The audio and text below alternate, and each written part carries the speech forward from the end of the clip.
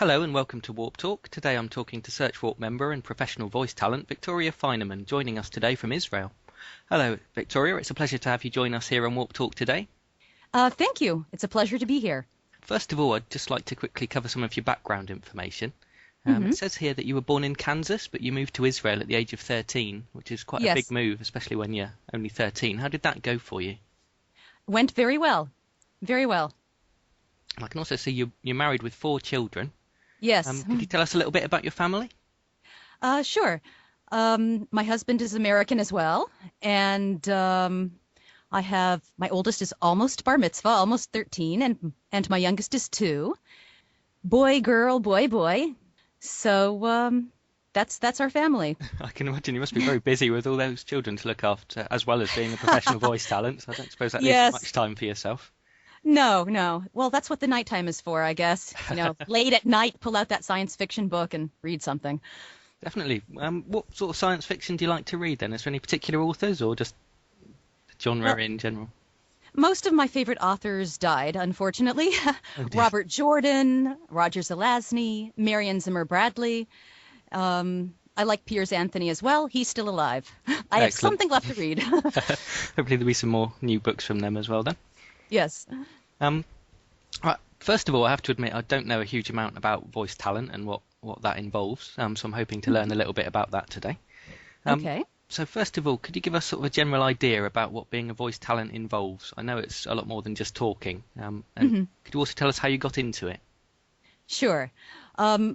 Voiceover usually involves recording whatever is needed in a studio, and then you have a technician edit the audio and provide it to the client. Usually the projects are promotional films and telephone systems, sometimes animated works such as cartoons or educational computer games, tutorials. There's a lot of high-tech tutorials being made nowadays with voiceover, and that's most of it. But it isn't, as you said, it's not just talking.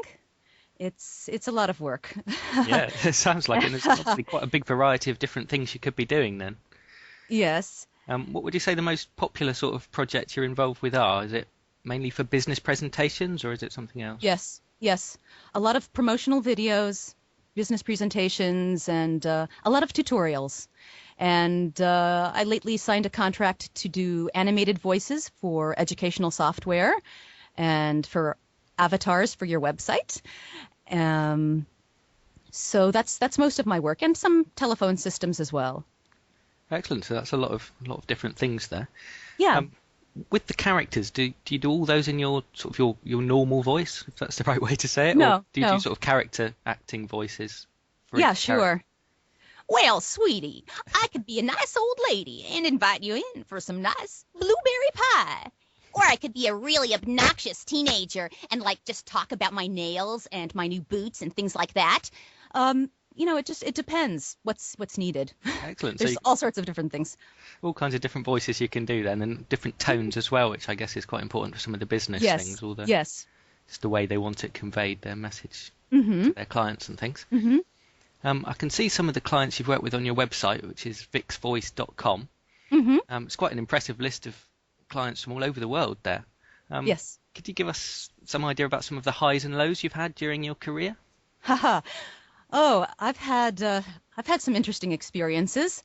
I'll really never forget recording at a small studio, and the recording booth had no air conditioning, and it was summer, and that's actually pretty common for small studios to not have air conditioning in the recording booth, because the air conditioning can make noise unless you really invest a lot of money in it to have it specially done.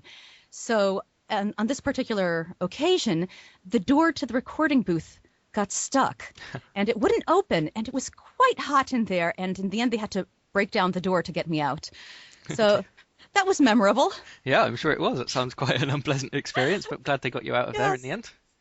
And once I had to record, actually it was several sessions to record with a laryngophone on my throat.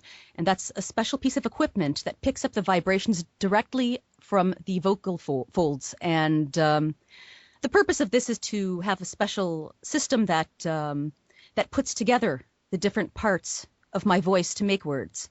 So I had to read a lot of nonsensical sentences so that they could pick up all the phonemes that exist. And in order to always put this laryngophone back on my throat in the exact same place, they drew on my throat with markers.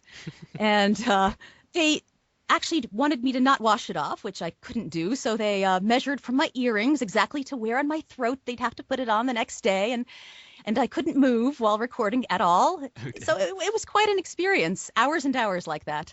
Yeah, that must have been quite a task for you. With that then, they can then sort of use your voice to say anything they need, is that what that's for? Mm-hmm. That's quite unusual. I've not heard of that before, but it's quite good to know. So your voice could be used for whatever they need now, is that? Yes. They can do any future projects using your voice or something like that? Yes. Excellent. That particular client. What advice would you have for anyone listening who might be considering becoming a professional voice talent themselves? Well, there's a lot of online voiceover marketplaces and directories, and they want you to sign up, and that's great and all, but they also say anyone can be a voiceover, and there's something right about that, and there's something wrong about that. So what's right about that is you don't have to have some gorgeous James Earl Jones voice to become a voice talent. You don't. It's not so much what you have, it's what you do with it. Most people with the voices that they have could potentially learn enough and become a voice talent. However, if your voice sounds like fingernails screeching down the blackboard, you should probably look in another direction. And if you are not willing to take direction and to accept that maybe your interpretation of a script is wrong, and you're not willing to listen, you should also look in another direction. You have to be humble enough to hear what the client wants, even if you don't agree with them, and give them what they want. And you have to be able to get into their head. Yeah, so, I guess a lot of it, because you're communicating on their behalf, aren't you? So you have to communicate in the way they want rather than the way you may think is the best way to do it, which can't be easy all the time, I imagine, if you disagree with them. But certainly. The customer is always right, as we all know. They hear the voice usually in their head ahead of time, and they know what they want their project to sound like. So you have to do your best to match that.